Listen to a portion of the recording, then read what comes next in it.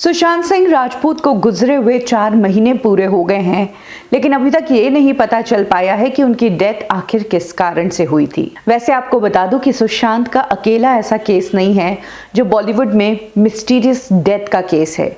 इससे पहले भी इस इंडस्ट्री में काफी ऐसे केसेस हुए हैं जिनको प्रथम दृष्टया कहा गया कि ये तो सुसाइड है, लेकिन बाद में धीरे धीरे परतें जब खुली तो समझ में आया कि ये तो एक मर्डर है। लेकिन ये केसेस भी ठंडे बस्ते में चले गए। तो आज उन्हीं केसेस के बारे में मैं आपको बताना चाहूंगी। ये सारे केसेस मुंबई में ही हुए, ये सारे केसेस बॉलीवुड पर्सनालिटीज के ही थे।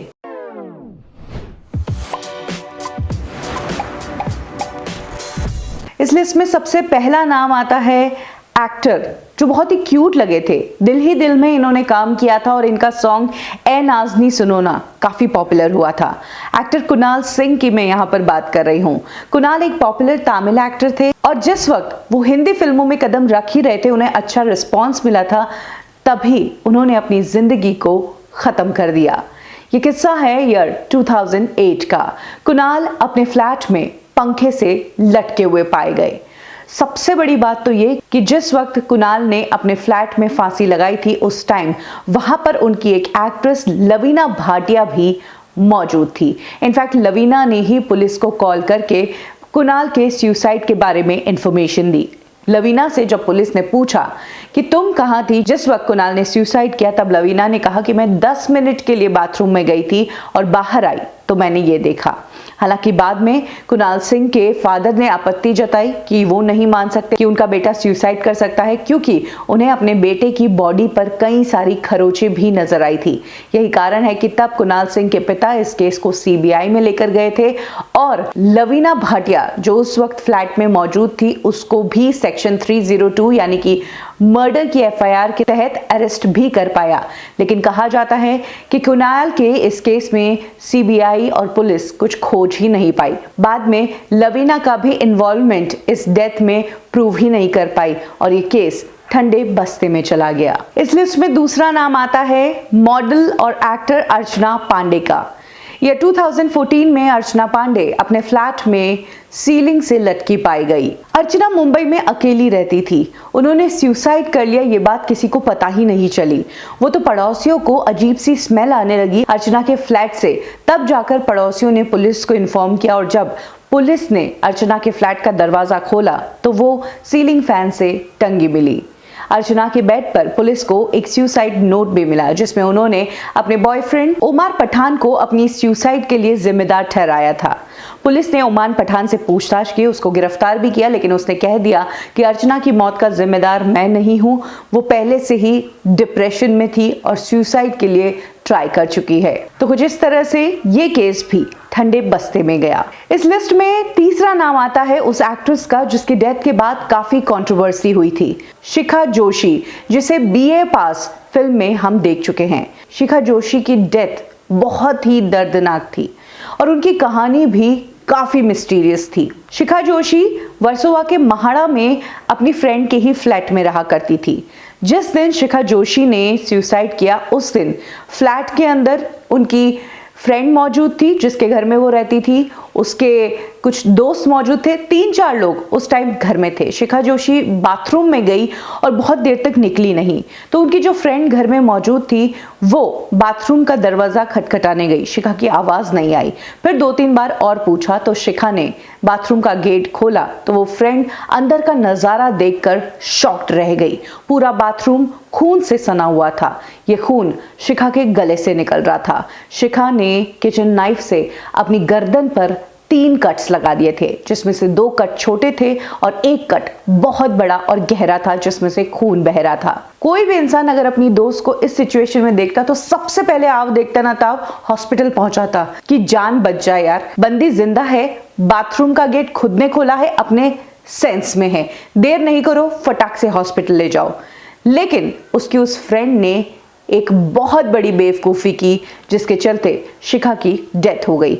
उस फ्रेंड ने शिखा को हॉस्पिटल ले जाने के बजाय वहां पर शिखा की वीडियो बनाना शुरू कर दी और उससे बयान लेने शुरू कर दिए कि तुमने ये क्यों किया, किसके कारण किया। जिसमें शिखा ने कहा कि उसने ये इसलिए किया कि एक डॉक्टर जिससे 2006 में शिखा ने इलाज करवाया था, उस डॉक्टर ने 2011 में उसके साथ हैरेसमेंट किया था और उस डॉक्टर के साथ उसका झगड़ा भी चल रहा था, वो जिम्मेदार है। इसके अलावा मैरिड मैन जिम्मेदार है। ये वीडियो सभी न्यूज चैनल्स पर चलाई गई थी। 2 मिनट की ये वीडियो शिखा की उस फ्रेंड ने बनाई और उसके बाद भी वो हॉस्पिटल नहीं लेके गई। उसके बाद उसने अपने हस्बैंड को फोन किया जो घर पर आया 10 मिनट बाद, और उसके बाद शिखा को हॉस्पिटल ले जाया गया जब तक शिखा की डेथ हो गई। पुलिस ने जब इस फ्रेंड से पूछा कि तुमने हॉस्पिटल ले जाने के बजाय ये सब क्यों किया, वीडियो क्यों बनाई, तो उसने कहा कि कहीं मेरे ऊपर ब्लेम ना आ जाए, कहीं मैं ना फंस जाऊं, इसीलिए अपने आप को क्लीन रखने के लिए मैंने ये वीडियो बना दी। शिखा की इस केस के भी काफी चर्चे हुए थे। उस डॉक्टर को भी अरेस्ट किया गया था, बीच में डॉक्टर कहीं भाग भी गया था। इनफैक्ट शिखा के भाई ने कहा था कि जितना जिम्मेदार मैं उस डॉक्टर को मानता हूं, उतना ही जिम्मेदार इसकी फ्रेंड को भी मानता हूं। वो उसे टाइम पर हॉस्पिटल नहीं लेकर गई, इसीलिए शिखा की डेथ हो गई।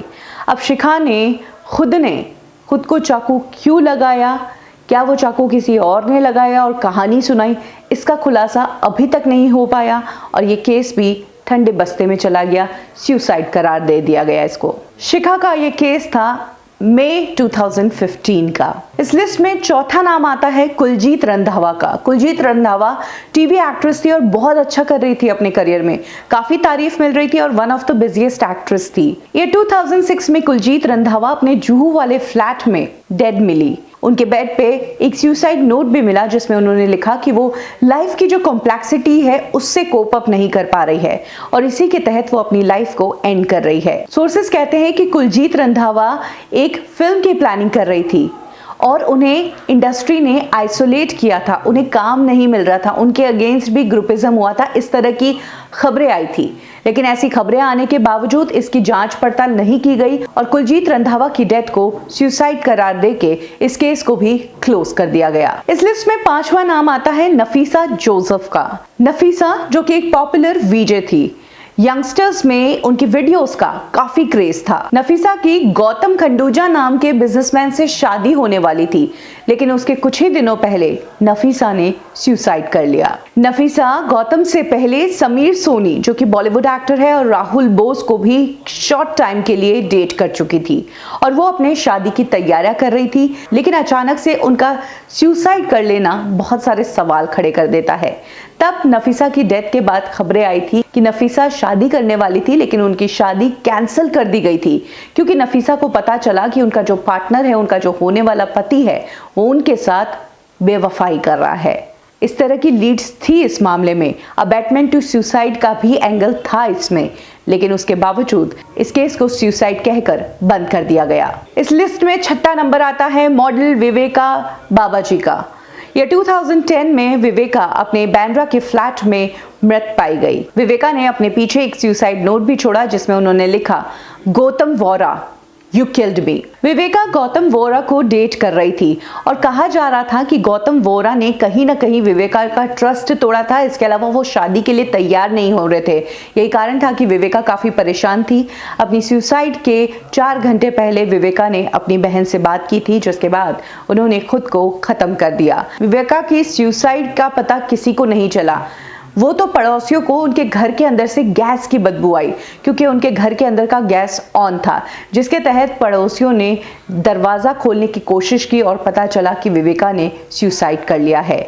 जिस वक्त पड़ोसियों ने विवेका को घर के अंदर मृत अवस्था में स्पॉट किया, तब तक उनकी डेथ को 8 घंटे हो चुके थे। गौतम वोरा ने कह दिया कि ये ऑलरेडी डिप्रेस थी और पहले भी सुसाइड के अटेम्प्ट्स कर चुकी है।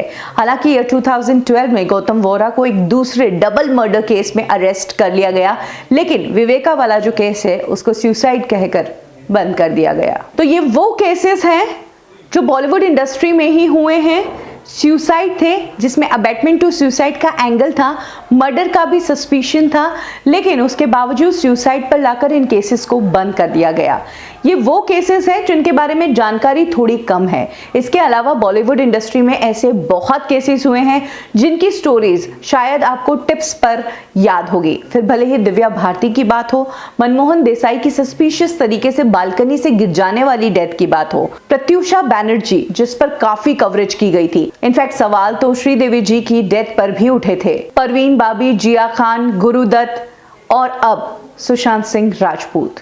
क्या कहीं इन केसेस की तरह इस केस को भी इसी तरह से बंद तो नहीं कर दिया जाएगा? क्या कहना है आपका इस पूरे मामले में? कमेंट सेक्शन में जरूर शेयर कीजिए।